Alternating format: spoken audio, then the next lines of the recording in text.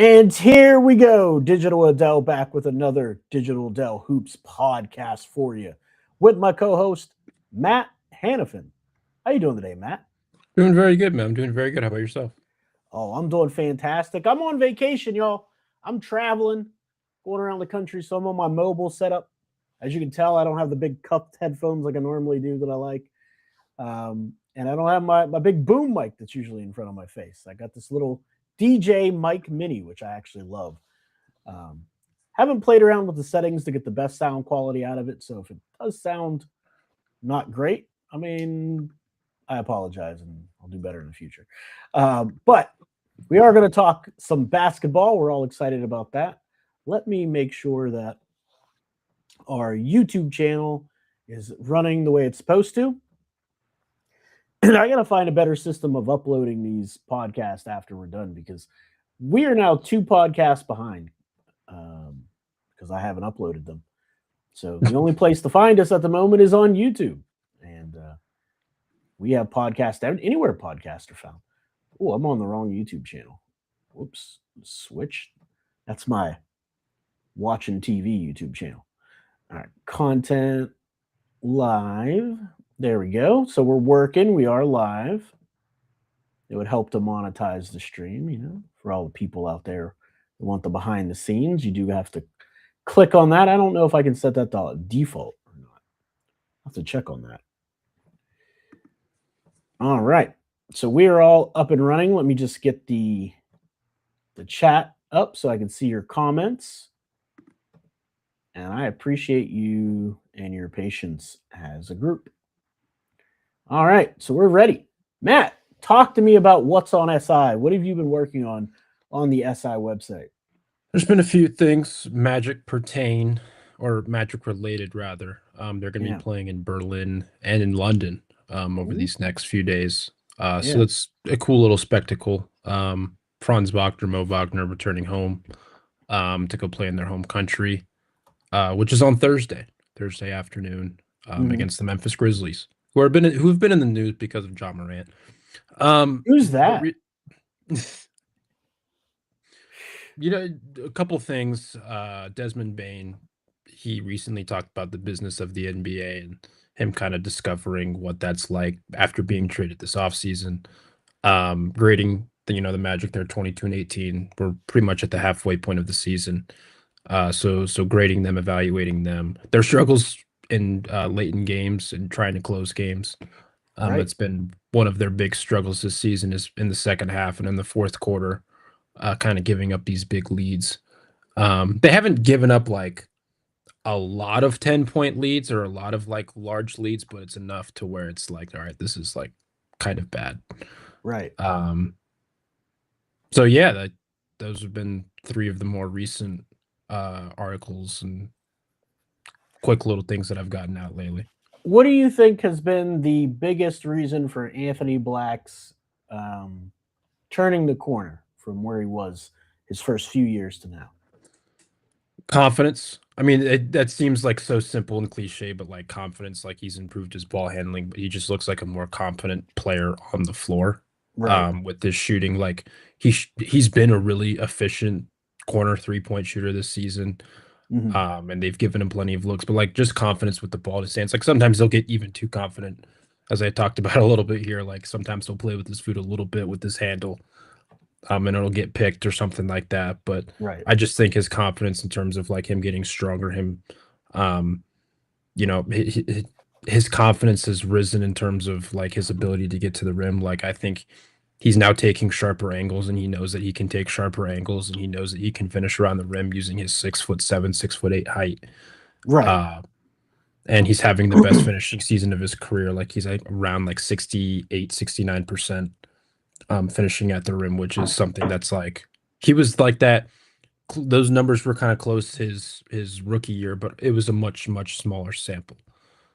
And he's just getting to his spots, I think, a lot easier now that he's understanding and the nuances, and he's getting stronger. And I think it's only helped him on defensively too. Like, there's just like it's not super consistent, but like there are times where he's very disruptive. He's playing the passing lanes, and he can kind of defend a couple of different positions depending on who he's sharing the floor with on a given night. I think that's something that's like really important. Like he's been one of their best players and one of the highlights of the season. Like he's been one of their, I don't want to say lone bright spots because there's been a few different bright spots, but like consistent bright spots because Jalen Suggs has been in and out of the Right. lineup. You Franz mean 4 Wagner's first-round picks for Desmond Bane wasn't a bright spot? He's been good too. But 4 first-round picks good. No one's 4 first-round picks. But he's been good for them. Yeah. Franz Wagner's missed the last 16 games, but he's been very, very good this season. But like it's still, guys in and out of the lineup have kind of shifted the rotations a little bit. Anthony Black's been one of the guys that has consistently stepped up when it's mattered or when he's needed to. Yeah, no, Anthony Black, things that stood out to me, like you said, he's figuring out that he's big and strong and got a long wingspan, and he can use that to get to the rim and attack. And I think his three-point shot's better than it was as well. His form is better. His balance is better. I think he's starting to come into his own, and he's still inconsistent, but maybe next season what I'm looking for out of him is that consistency of putting it all together night in and night out, because he'll still have stretches of games where he's not as aggressive and effective in the lane. And, and like you said, his ball handling gets a little too much. He does a little over handling. Sometimes it's like you didn't have to do that extra 3 combinations that, you're going to get your pocket picked, but right. It's part of the growth of a player, man. You live and you learn. I'm just happy that he is learning, because you know how I felt about Anthony Black coming out of the process. Like he didn't utilize his size well enough. He didn't lean into his passing like he should. And his handle wasn't very good. And his jump shot wasn't very good. There was a lot not to like. The defensive stuff, he's kind of always been there, using his body, getting into, making things tough for people. So that was good to see. But just from a pure evaluation standpoint, until he figured those things out, it was going to be a difficult road for him. And I'm glad he's figuring it out. I'm never somebody that's going to be like, oh my gosh, this guy, I've been saying these things about this guy and now he's good. I'm not going to recognize it. But that's not the point of why I point them out. I want to point them out because I want him to improve. And, glad that he did. So that's good. What I've been working on OnSI, I've been doing my player profiles. And so the last one that I did was AJ DeBonsta. And I looked at it, and we looked at it from a Indiana Pacers point of view. So this is, let me get this off the screen and get that off the screen. And then get that off the screen. Don't know why I got all those pop-ups. And get that off the screen. But anyway, this is the article, and we just explored the possibility of the DeBonsta. This actually might be an older article, because I think Boozer was the last guy that we did a profile on. But yeah, we also did AJ DeBonsta. So we did DeBonsta, we did Peterson, we did Cam Boozer. So if you want to check that out, me and Matt Hanifan both write for Sports Illustrated's website, OnSI. It's in the description below.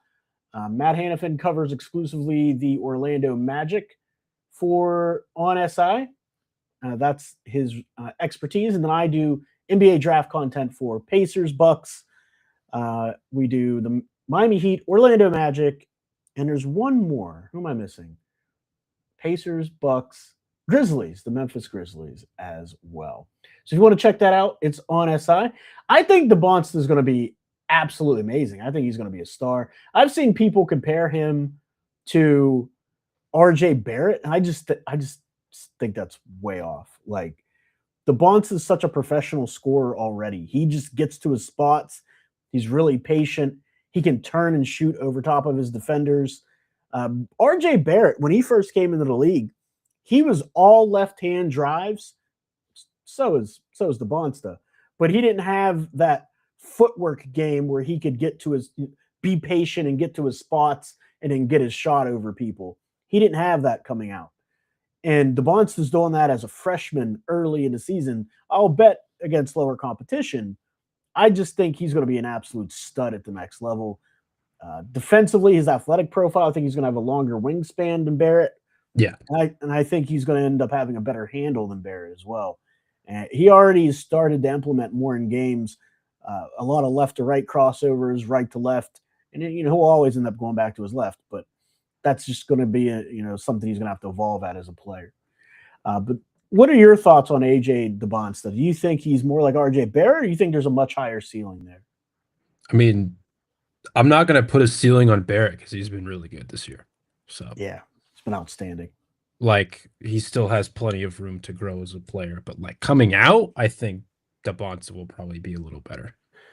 But it's not like a significant gap. Like both, are both have struggled from 3-point range, or like at least DeBonsta's case, like he struggled from 3-point range in college. Barrett was worse when he first came in, struggled from 3-point range. Like they were pretty similar, like low 30s. Yeah, but I think Barrett was in like the high 20s. Like he was really bad. Regardless, both bad.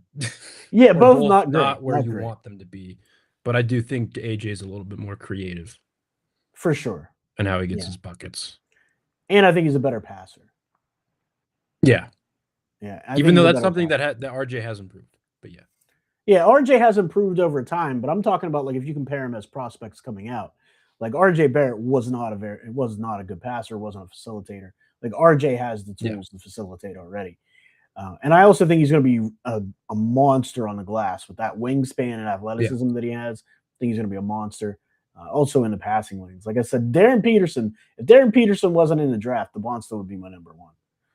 But this guy, Darren Peterson, does exist. Let me ask you this one, and this isn't an Around the SI segment, and I'm just getting things, that come into my brain. Who's the better prospect, Cooper Flagg or Darren Peterson? Coop. Okay.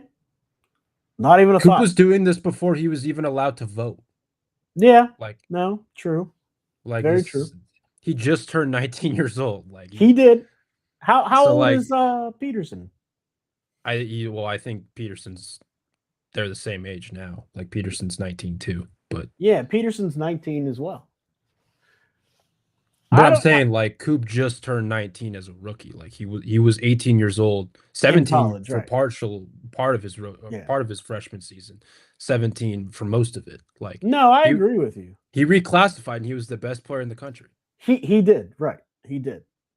And I just think his size too, like his two-way, for lack of a better word, two-way versatility. Obviously the shooting, had to come around a little bit. The ball handling had to come around a little bit, and maybe there's not as clear as of a discernible weakness for Peterson as there was Coop. But I think Coop, given his age, he was the better prospect, especially since like Coop was playing on the Team USA select team at 17 years old, and like he was getting the most buzz of being like the best player on the select team. No, you're right. I just wanted to give it some consideration. I had to think about it. Like I didn't want to just willy-nilly say it, and here's why. Like Darren Peterson's one of the most polished prospects I've seen in a very, very long time. His per 36 scoring average is like 29.9 points per game. You know what I mean? Like he is a certified bucket getter. As good as Coop was, I mean, he averaged about 22.5 points per game, per 36, not per game. And but everything else, like Coop dominates. Rebounding, obviously, he's a much bigger player, but even facilitating, he was a better facilitator than Darren Peterson is at this point. Now, there's a long way to go. Maybe we'll see more of that as the season goes on. But also, Coop had better teammates. Like Peterson doesn't have a Connor Knippel, for example, on that squad. Or Kaman Malawach or Isaiah Evans. You know what I mean? Like that Duke team. Who else come off the bench? Tyrese Proctor came off the bench. Like that Duke team was just loaded with players to facilitate to, and he's a very unselfish player. Just looking at like their efficiency stats, like their field goal percentage is very, very close. Peterson's a better 3-point shooter. Their free throw shooting is about equal. I think it's closer than what I think you have to think about it. I think it's worthy of some consideration. Sure. because they're both amazing, like super polished freshman prospects, you know? Yeah. So I think ultimately I agree with you, but I just think it's closer than just, you know, definitely Coop. You know what I mean? Like I think there's a conversation to be had, and let's see how the story writes itself. You know, as this tournament goes on, or conference play. Please stay healthy, Darren. Yes, please stay healthy. We are being robbed of prime time basketball of amazing college prospect for sure. But yeah, so that's the Around SI segment. We're going to move on to a little NBA talk. There's something that happened. You kind of hit on it earlier. There was a trade in the NBA. Trae Young is a Washington Wizard. He's hurt. He's not going to play. But there's some dominoes that are starting to fall. There's some ripple effects. There's these rumors flying around. Ja Morant. Maybe Miami. Maybe the Miami Heat. Maybe Sacramento is what they're saying. But I feel like Miami gets thrown into all of these things all the time, just as leverage. So Yep. I feel like, is it possible Miami and him could have some sort of coming together like Voltron and form a better, higher level of play? It's possible. Is it probable? Probably not. One, Miami's not going to want to give up assets. Ja Morant at this stage hasn't been healthy. Shooting numbers have been declining. What are you realistically wanting to give up for that type of guy? Is he going to go for the Trae Young type of deal? Or can they get a first-round pick out of him? Here's the difference between he and Trae Young. Ja still has 2 more years left on his contract beyond this season. Contrary to popular belief, I know the optics right now isn't good. I know the vibes, as the kids say, isn't good in Memphis. Yeah, Memphis doesn't have to trade him. Like, they don't have to trade him for peanuts. Not that Trae Young was traded for peanuts per se. Like, they got a valuable expiring in CJ McCollum and Corey Kispert, depending on how you feel about Corey Kispert. Like, obviously, it's not what you would expect Trae Young to get traded for, especially if it was, 2-3 years ago, when his value was much higher than it is right now. And that's the same thing with Ja. Like, Ja, 2-3 years ago would have, commanded a much loftier package. Yeah. Regardless of this contract. But like, Memphis doesn't have to trade him right now. Like, if I'm offering, a paperclip and, a piece of string, like, like the SpongeBob meme where it's the chip, the paper. Yeah. If that's the offer, I'm holding on to him. But that's if I'm Memphis. Maybe Memphis is very urgent to trade Trae Young, trade Ja Morant. I'm getting them mixed up now. I mean, they're practically the same player.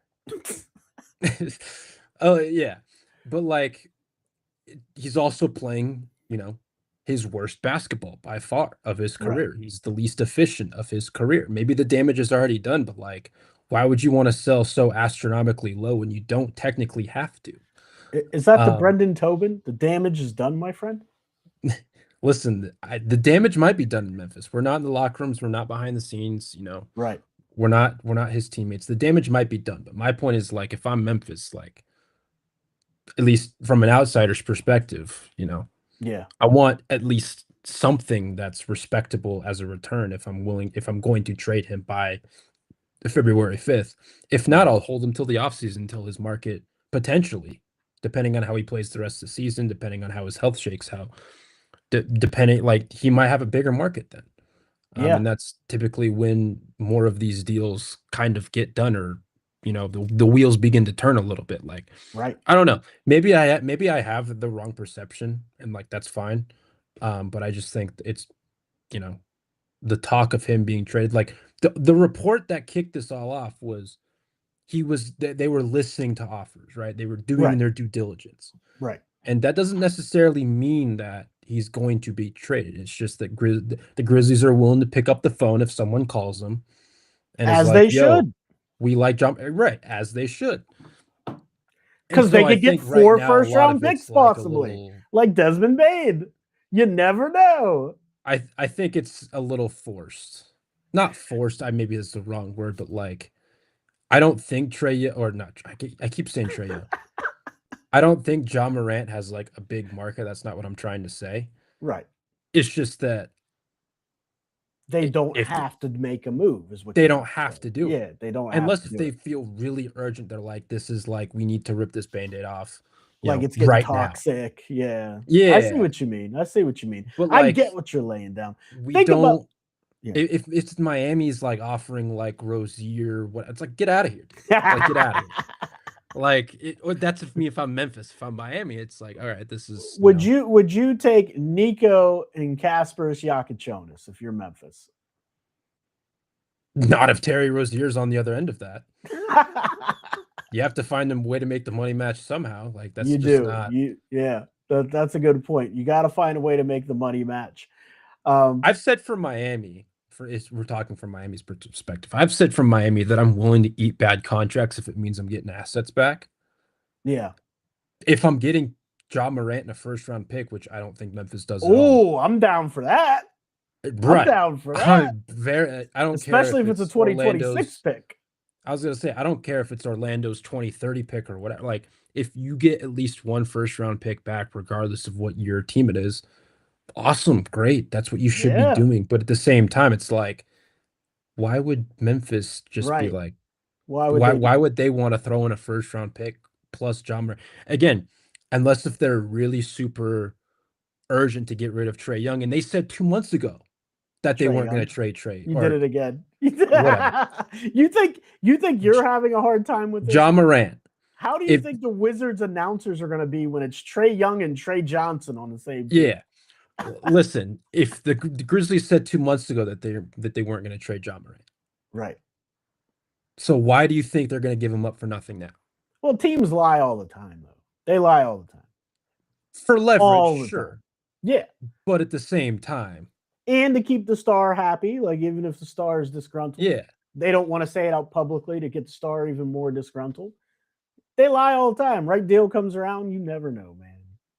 But it has to be for something that's respectable and that makes sense. But also, if it's getting toxic in the locker room or you think it's stunting the growth of Pat Spencer, the great Pat Spencer, super high draft capital that they invested in him, 53rd overall, or a Coward, or did I call him how could he stunt his growth? Their growth. Coward. He's not even playing. Like, well, I'm saying if it's toxic in the locker room, it could be bad for the young fellas. They can wait. Zach Edey. They can wait till the season's over. They can, maybe, but you never know, man. I'm just saying. No, you yeah, never we know don't these know, but like, things. They're willing to entertain the conversation. Yeah. Well, only time will tell, my friend. Let's get into, and don't forget to like and subscribe if you're new to the program. We are going to get into some college basketball, NBA draft prospect talk. And I want to talk about somebody near and dear to my heart, and that is Keyshawn Hall. We talked about him ad nauseum last season, and he decided to go to Auburn and not come out in the draft class. And, this season we've been kind of light on the Keyshawn Hall coverage. And so I just wanted to shout him out. He had an amazing game against Arkansas. I mean, he came out guns blazing against the Razorbacks. He was hitting threes. He was getting downhill to the rim, finishing. He was rebounding, facilitating. He had this pass. He's 6'7". He had this pass off a rebound in the open court, crossed over to his left hand, rifled a pass like, I don't know, 60, I mean, it might have been like 70 feet down the court. Court's only 94 feet. So, and he hit the guy in stride for a layup. Like, I mean, he's going to, I think his game is going to be so much better at the next level. College players they'll be really good in the college level, but they won't be good at the next level. I think his game is going to be so much better at the next level because there's so much space. There's so much room. Where we see where he gets into trouble is when he plays those really good defenses and the lane's really compact, he starts to have a little bit of trouble because he tries to go too quick. He doesn't play off 2 feet, and it causes him some trouble. But in the wide open, I think he's going to be a fantastic player.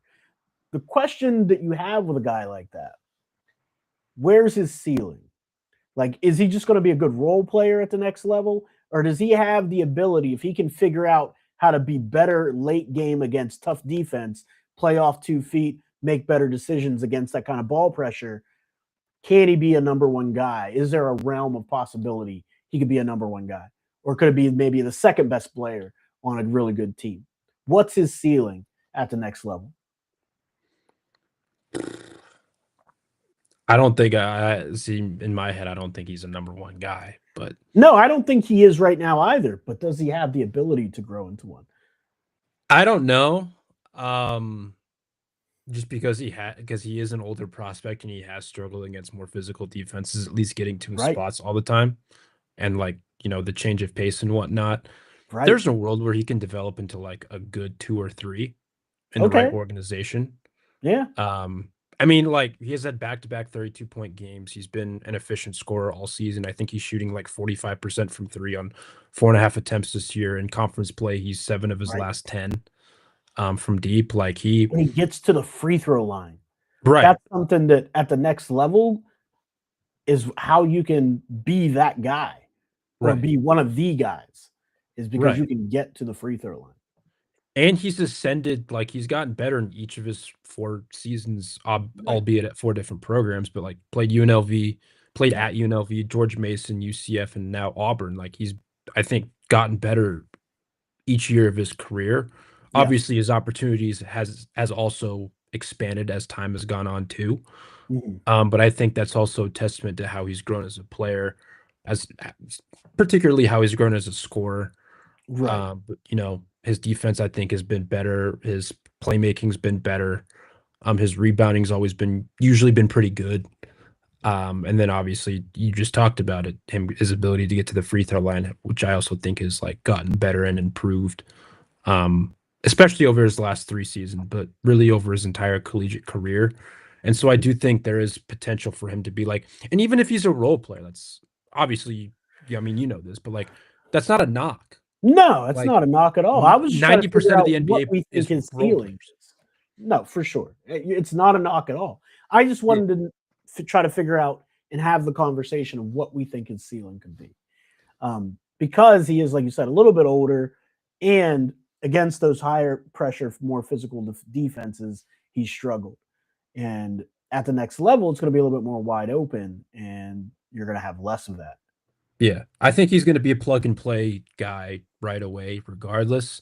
Yeah. I think also a big portion of this, and this is what we talk about every year, like it's just situation dependent. Like, what situation am I asking him to join right away? Right. And I think that will determine his ceiling and his development, at least at the start of his career. Yeah, that's a great point. You make a great point about that.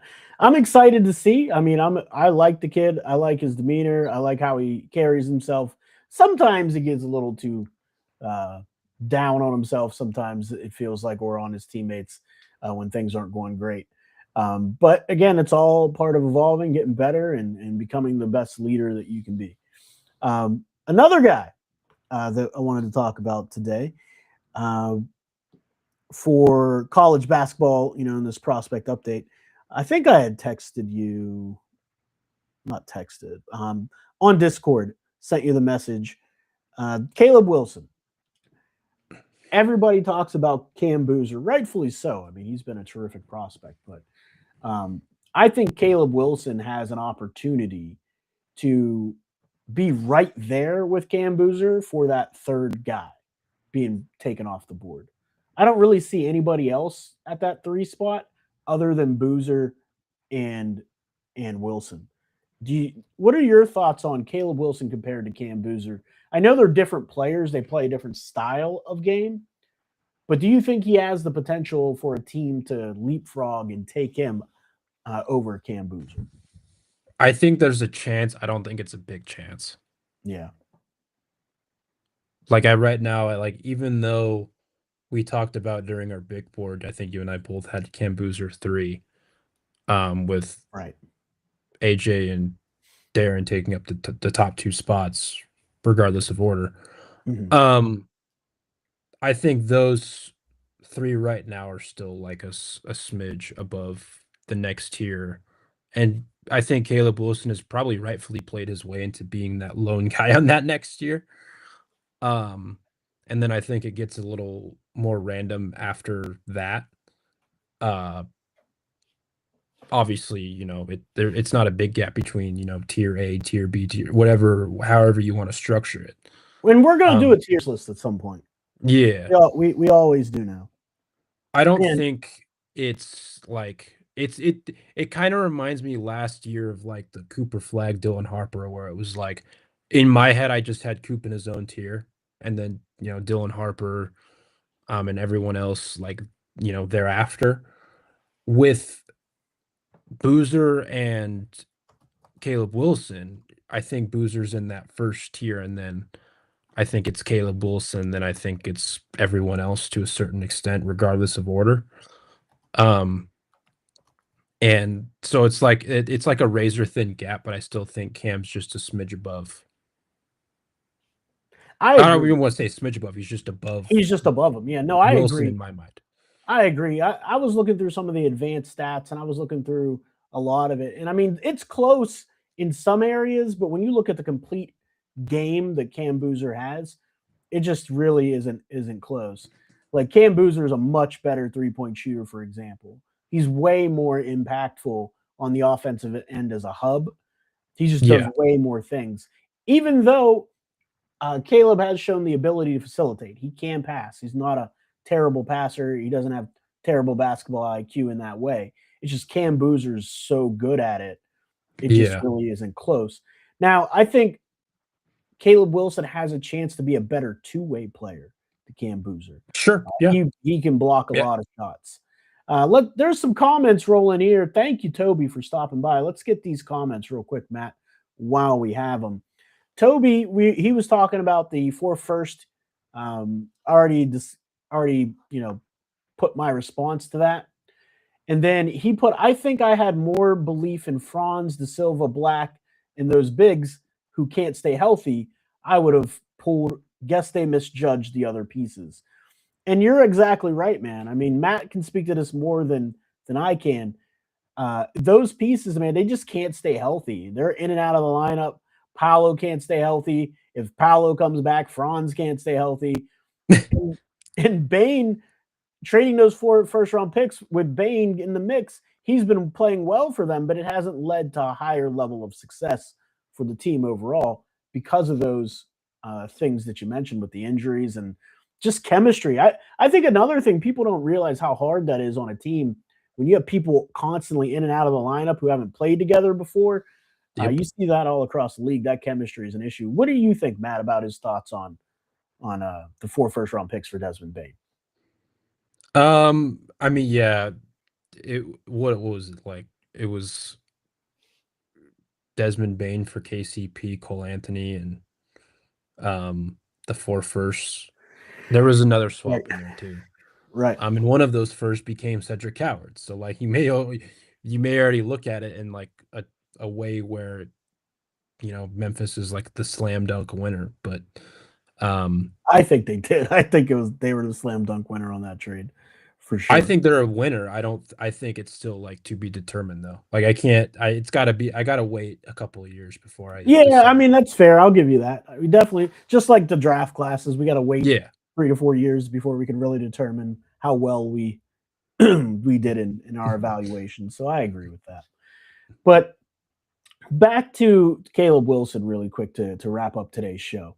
The one thing that I wanted to mention is that he could be a better two-way player than Cam Boozer. And Sure. Yeah. I think for that reason, he has the ability to possibly be a number one in the future. It's not likely now based on how he plays right now, but as far as does he keep working, does he keep adding to his game? Can he be a dominant force on both ends of the floor? Yes, that's possible. It's definitely possible. So Caleb Wilson, I really like. I have really high hopes for him. A Dirty Dancer chimes in. Always follows our show. See if we can get his comment up here on the show. It says Orlando about to be in the or about to be in tax hell. He says if this Yep. isn't the right combo, it's going to be very hard. You're right, man. Yep. They took a chance. They pulled the trigger, and we just don't know how it's going to shake out. We're going to see. We'll see. But yeah, Matt, what are your thoughts on Caleb Wilson, two-way force? Do you think he has the ability to possibly grow into being a number one player, or do you think that he is going to be just another role player? Yeah, I think he could be a number one player on a good team in the NBA. But like, imagine if like he goes to a situation like Indiana or Oklahoma City, he's never going to have that opportunity. Yeah, you're right about that. I mean, But but he's not going to need to. he's not going to need to, and he could help them win a championship. And if they win a championship, they could be like, it was all worth it, you know? Right, Absolutely. exactly. Absolutely. And especially in a situation like Indiana where they need some defense. Yeah. He could provide it. He's switchable too. That's the other thing. I mean, he's still got things to clean up and get better at when he switches out, but he can switch out and he can defend on the perimeter. He doesn't have to play primarily drop. Like Boozer's going to have to play some drop. He can hedge and recover. He can do some of those things. I don't want Boozer switching out on guards. Like right now, no, especially no. Definitely not. But so it's going to be interesting, and that's why I said I still have a way I could talk myself into Caleb going third for a team. I could still talk my way into it because I don't see Boozer ever being a number one. I just don't. I see him being a hub, a connective place where he can facilitate, can run offense through him in that way. But unless he becomes Tim Duncan, where he can just jump hook you to death, mid-range you to death, step out, hit an occasional three, I don't see him being a number one. I just don't. But I think if he's a hub, he can grow into a one. Like this is going to be a terrible comparison. Actually, no, I'm not going to say it. Do it, Matt. I'm not going to say it. I'm not going to say it. I'm all about terrible comparisons. But I think he can be a one. Yeah. I think for him, the only problems that I have is like athletically. But like with how much he's able to score and rebound and facilitate, you combine all of that together, like if you get him in the right situation, I think he can be a one eventually. I just don't see a historical precedent for a guy like that being a number one outside of Tim. And Tim was much taller. Not much taller, but about 4 inches, 3 inches taller, maybe 3 or 4 inches. I just don't see a historical precedent for it. And I'm not talking about like doing direct comps, but I'm talking about that type of player. Like he's a very high floor. Like no matter where he gets picked, his floor is very high. Like you're going to get a high level of play. But can he take you to a championship? Can he drag you into the playoffs? Like we've seen players, like we'll take Paolo, for example. Like Paolo is a good player, but is he a number one? Is he a franchise player? I don't know. I don't think so. I haven't seen it out of Paolo yet. Like Trey Murphy. Everybody wants Trey Murphy for all these picks. I like Trey Murphy. He's fantastic.